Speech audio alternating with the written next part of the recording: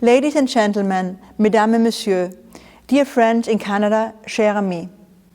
My name is Claudia Paganini, and I'm an assistant professor at the Department of Christian Philosophy of the University of Innsbruck and a guest professor at the Munich School of Philosophy.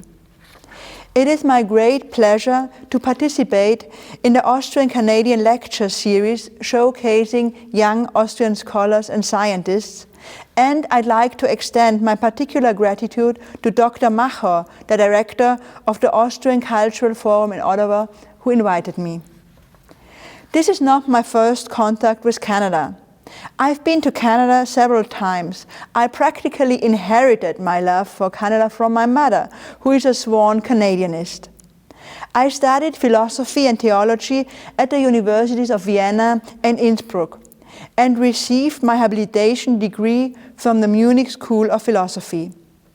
Here in Innsbruck, I've been organizing the Austrian-Canadian Ethics Workshop of the university for the past 6 years, and today's lecture will take us once more into the fascinating field of ethics, more specifically into that of media ethics. In the past decades, media ethics has successfully established itself as a scientific discipline in its own right.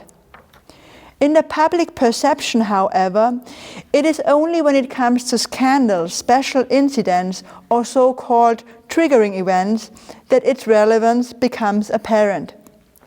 This applies to Austria as well as to Canada, where the case of Joseph Boyden, for instance, author of several novels, has raised the question to how much authenticity an artist is obliged to commit himself when he presents himself, his story, and his work in the media. Boyden has claimed for years to have indigenous roots, a claim which eventually could not be substantiated. Through his continued self-staging as having Mi'kmaq and Métis ancestors, and later on Nipmuc and Ojibwe roots, he had drawn special attention to his literary work it might not have received otherwise. And he received at last one prize that had been intended for indigenous authors only. Apart from such scandals, it is the so-called social media that are currently the focus of particular interest. And in today's lecture, I would therefore like to examine the question whether the media, and more precisely the social media, operate with values and how they can be specified. In other words, how can we understand the functioning of the media and, subsequently, how can we shape them? As we all know, social media users are not only consumers, but they react and publish in their own right. The border between author and audience therefore becomes or has become blurred. The individual not only presents contents, nutritional tips or commentaries on current public topics, he also presents himself. And as a consequence, the boundaries between what is private and public gradually dissolve. At the same time, the user interacts with others. He experiences fellowship and creates his own virtual world in which he spends part of his lifetime. This gives him the impression that he holds innumerable creative possibilities and that he may navigate, much like a discoverer, through a cosmos of unlimited choices. De facto, however, the individual actor hardly ever discovers a new territory, but moves in predefined structures and picks up thoughts conceived by others. This said, social media may also be understood as a form of empowerment, because one no longer has to be rich or famous in order to create a public platform. But at the same time, the standardized self-presentation in the web leaves little room for creativity and the expression of one's own personality. Going for likes and followers, users tend to reproduce the viewer's expectations and to satisfy rigid role models. The authenticity of self-presentation, therefore, is always at risk. Another issue to be taken into consideration is the question of materiality and spatiality, the visual reality of the Internet creating the impression of real space. But since this promise cannot be fulfilled and the physical dimension of the person's identity is not realized, there is the urge for its realization in the offline world. At the same time, the lack of materiality changes the perception of the other and his presence. With the loss of physical presence, a whole series of important markers such as gesture, facial expressions, body language gets lost, which would be necessary to assess the quality of a relationship or the current mood of the other person. This is compensated on the one hand by declaring the relationship status, such as married or in a relation with, etc., and on the other by creating substitute gestures like emoticons. These substitute gestures enhance symbolic action, such as joining a friends list, and are perceived as signs of a certain quality of relationship, such as intimacy, for instance. In doing so, new rituals are being created, which primarily serve to ensure a common practice and to generate meaning.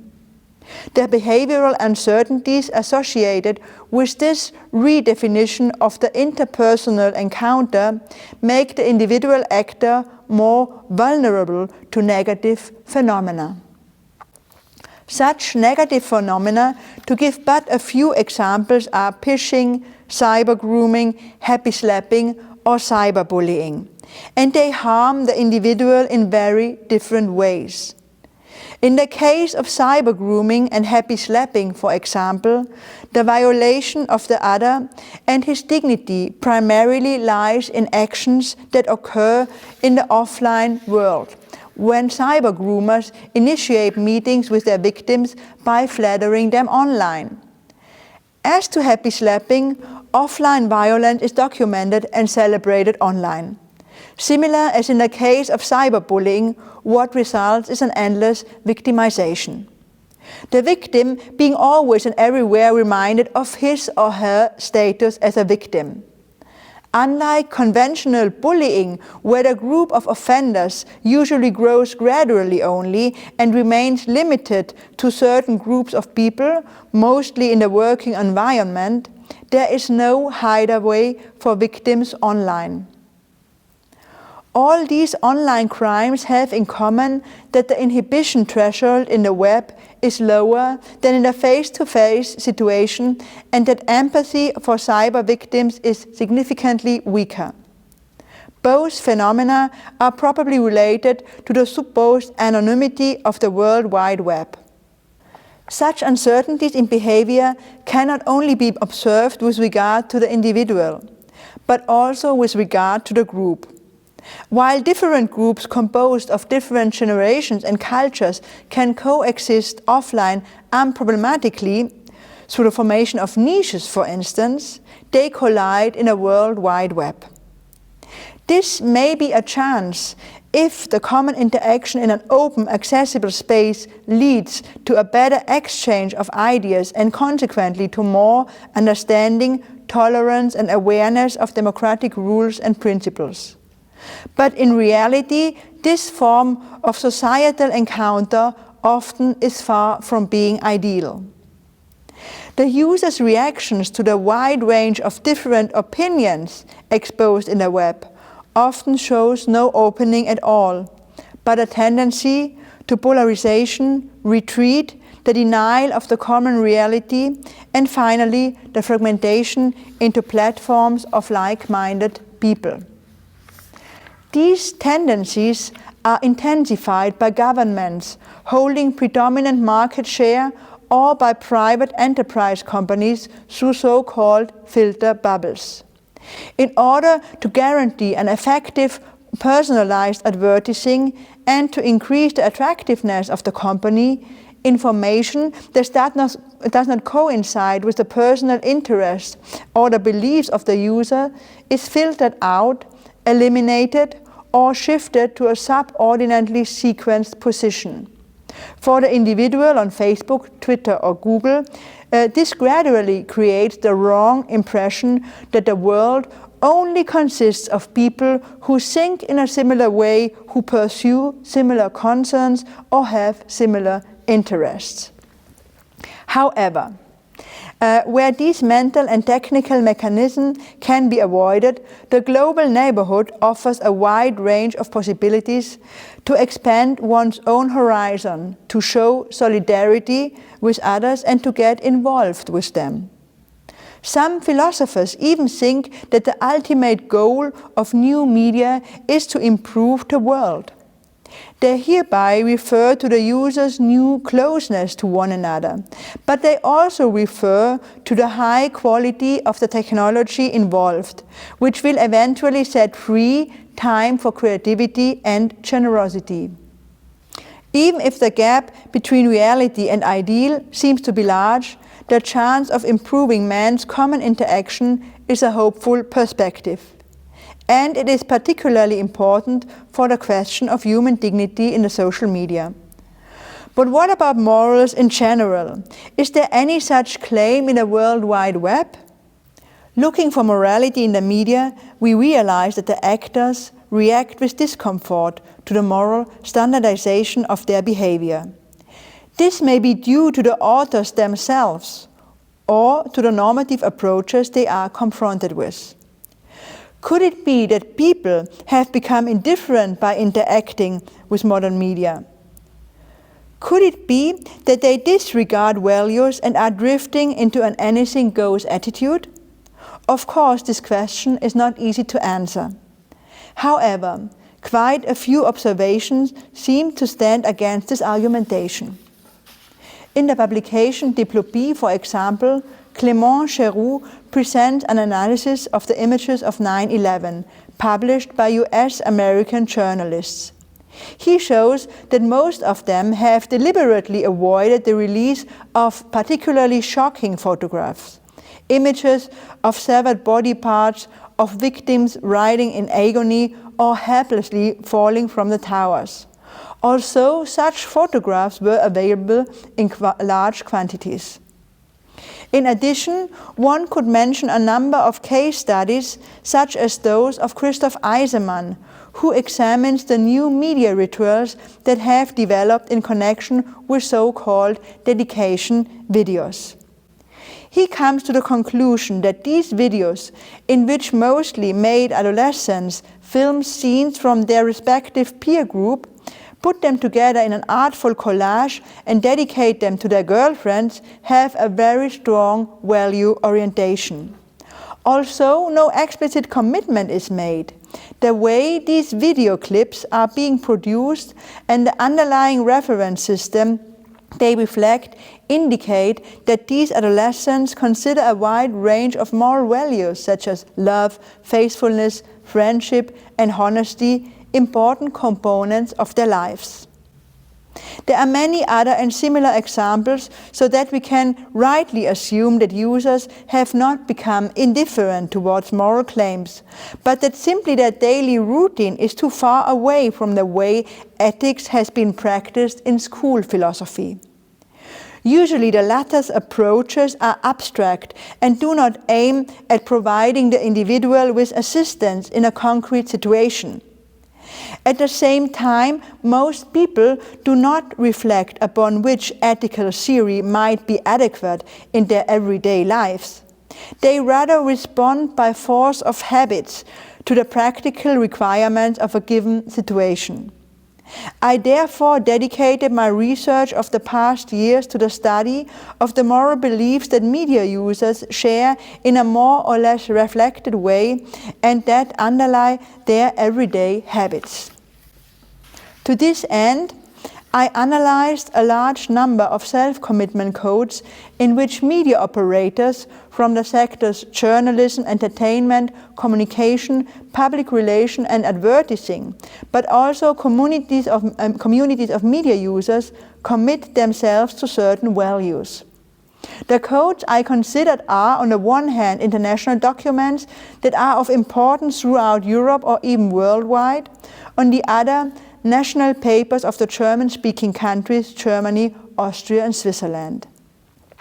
The analysis of approximately 30 self-commitment codes shows that behind the concrete formulations of commandments and prohibitions there are certain values the authors of the documents believe to be important. It is evident that such commitment does not automatically imply that respective values are actually being adhered to.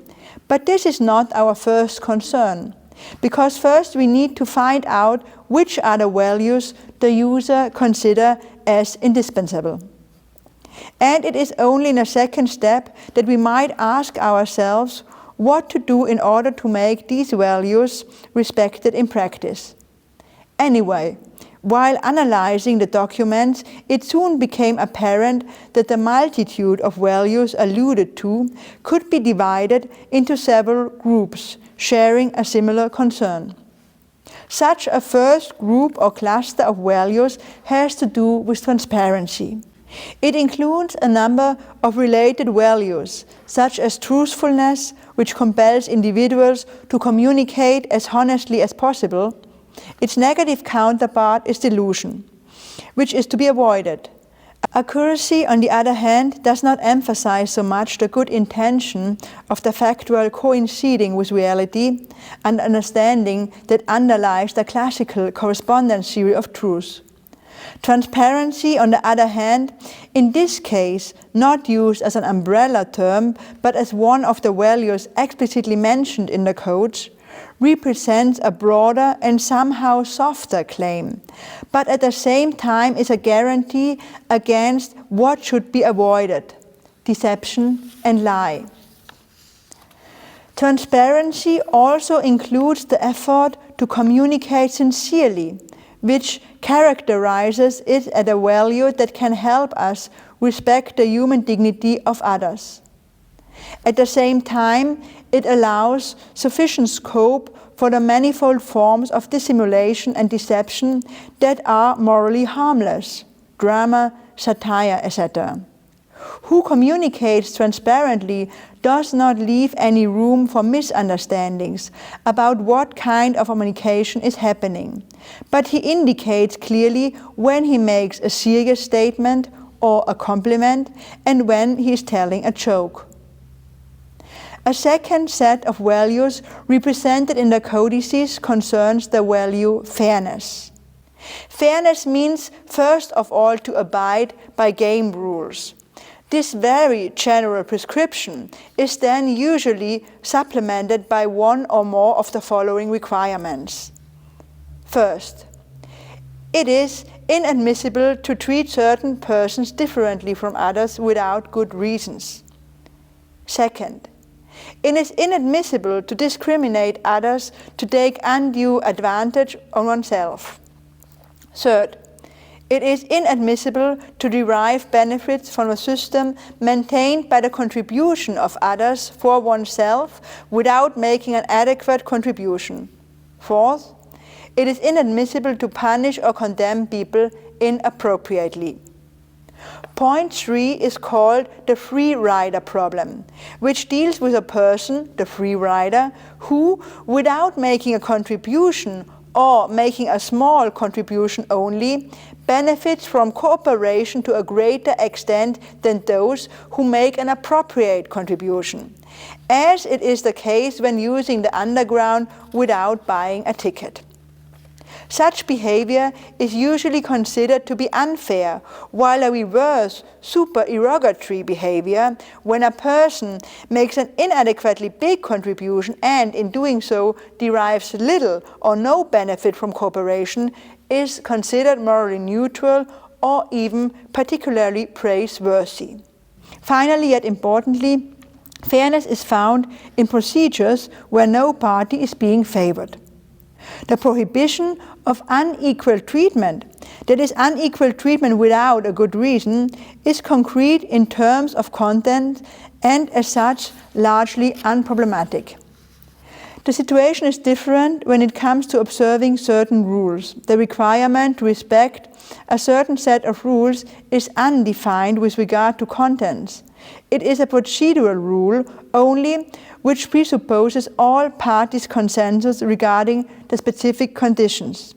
In this respect, fairness alone would be too vague, for it only becomes concrete and workable when combined with other values.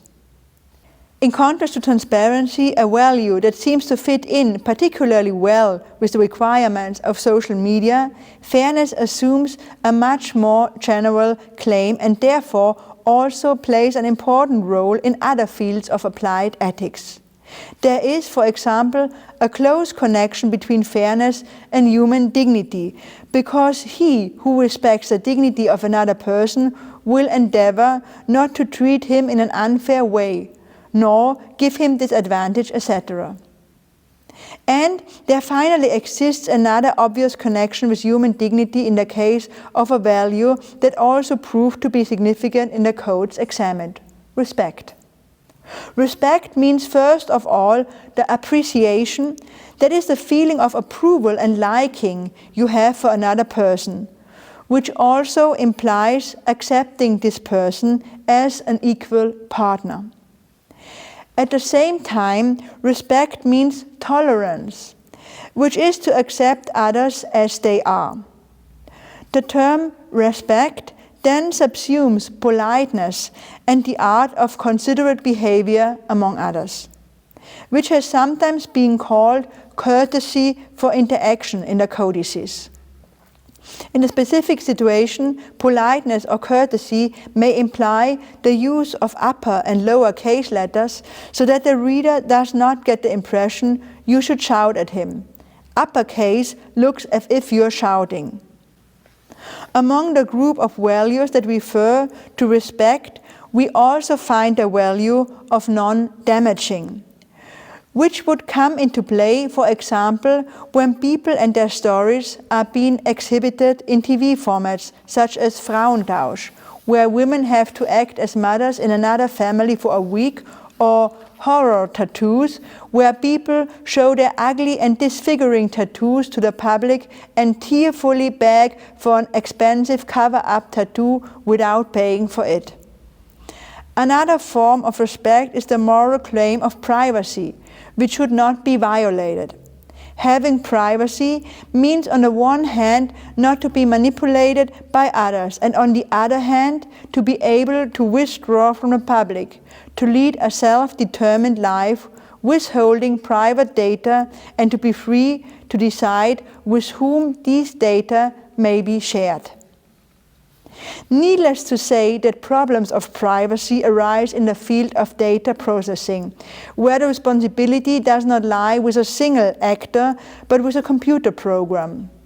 And there are many more situations in Web 2.0 where one can decide whether to respect somebody else's privacy or not, and when it comes to revealing a person's identity behind a nickname or an avatar, and so on. The value respect expresses a positive attitude, as we have seen, but its meaning is basically confined to the idea of keeping limits and clearly saying no to violations or destructive and aggressive acts. Responsibility, on the contrary, which is also an important issue in the codes, is a value that clearly involves positive commitment and the attitude of helping other persons, and it therefore is definitely more than a simple decision or wish not to harm or hurt. In recent years, Rüdiger Funiek has repeatedly argued that responsibility takes place on different levels and that not only the producer of media contents but also their user is responsible for protecting the other person's human dignity.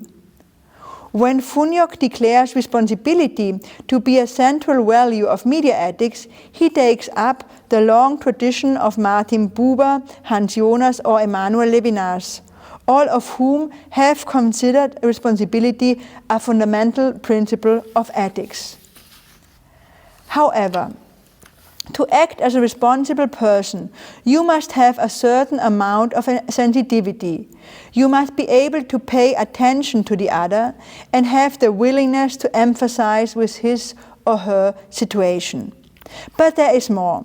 There are also codes which require the actor's active involvement by demanding that the individual should feel responsible for spreading counter-narratives against discrimination, political manipulation, and hatred, or should practice a higher sense of serving the public. In addition to the values mentioned, there are a number of other values which do not appear in every document, but still in some of them. I'm talking about serenity, discretion, objectivity, openness, diligence, and professionalism. The question therefore arises whether it is possible to define one value that adequately summarizes all these ideals. This value or concept would not only refer to the technical skills of using modern media, but also to the ability to understand their relevance and deal with it. And this is exactly what media ethicists mean by competence. It is the ability to act in a self-organized way, in the light of changing demands, and it is broad enough to include the values mentioned above, since competence always depends on the context and is concretized differently in different situations.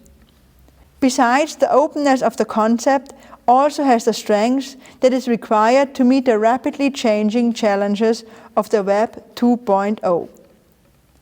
After this short survey of the most important values that can be deduced from the various codes of self-commitment, what needs to be done is to apply them to the problem areas mentioned at the beginning. Before I do that, however, let me briefly quote the German media ethicist Alexander Filipovich, who has translated the values mentioned into action recommendations. They are much more concrete than the values as such, and at the same time they show more clearly the connection with the topic that concerns us here, that is social media. 1. Transparency. Make sure that when acting, there always is an adequate, correct relationship between representation and what is being represented. Keep your acting in the media as transparent as possible, so that all that participate in the process and all that are concerned can verify your way of communicating and of shaping the media as to its correctness and non-delusion.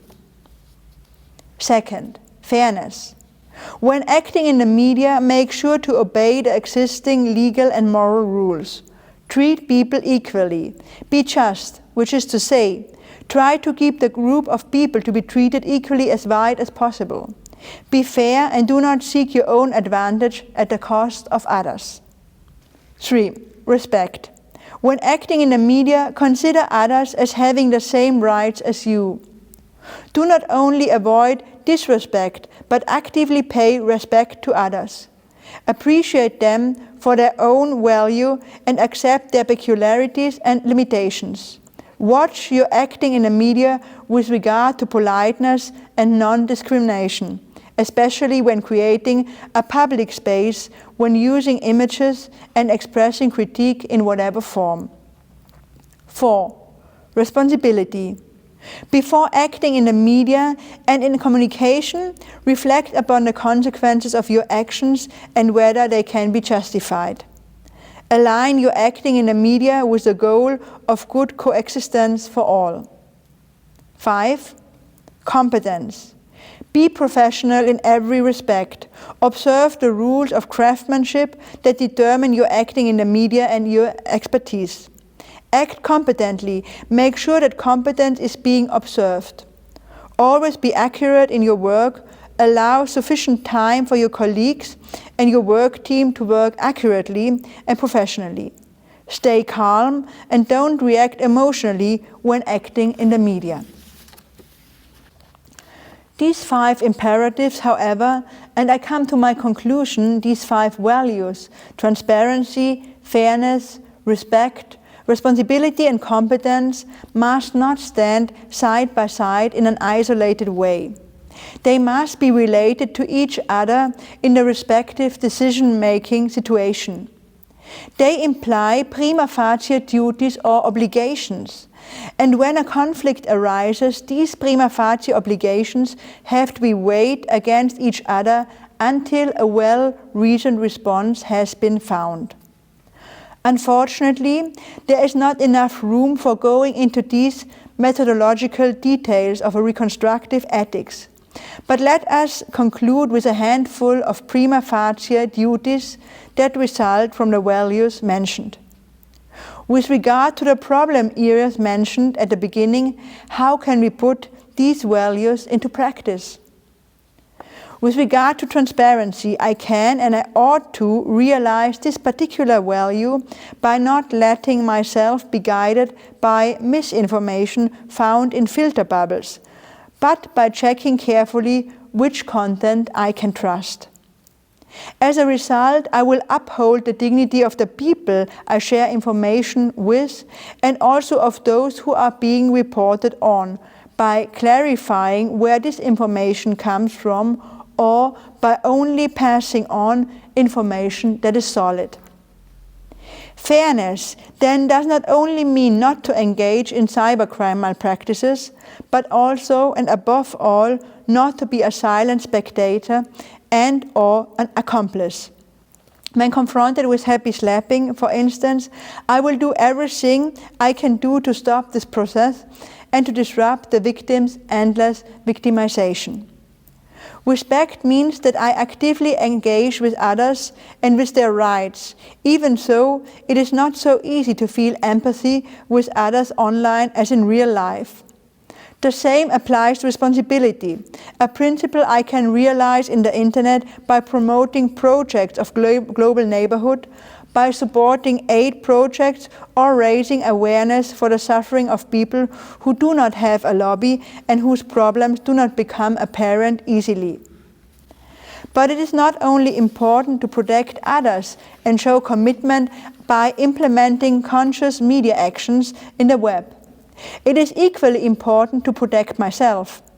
I do so by acquiring competence and by paying attention to whether my self-staging on Facebook or Instagram corresponds to what I really am, or whether I present myself in order to get likes and followers. The list of examples could be continued endlessly. Be that as it may, it should have become clear that values in the media are not simply given, but have to be realized in the continuous process of active commitment. The media, and especially the social media, are part of our lives. They are living spaces where people interact and come together. Therefore, the more values we have been dealing with are being put into practice, the better our online life will be, and the more worth living.